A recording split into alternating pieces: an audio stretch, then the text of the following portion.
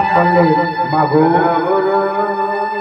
রামকৃষ্ণ বড় ক্ষুধার্ত, তাই তো তোমার অন্ন চাইতে পাঠালো মোদের এলাম তোমার নিকট।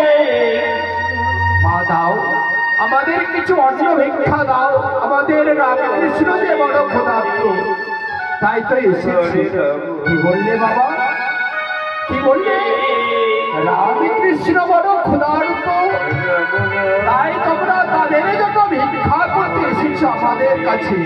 আহা, এই দেখো দেখো বলে দেখো, আমাদের কত সৌভাগ্য, কতদিন ধরে যার উপাসনা করে আসছি, যার সাধনা করে আসছি, আজ সে এসেছে আমাদের ঘরে।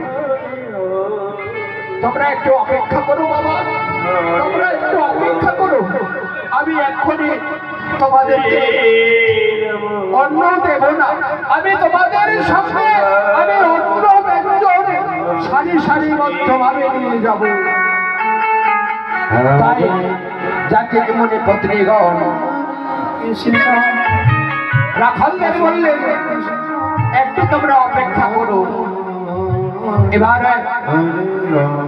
মনে পত্নীগণ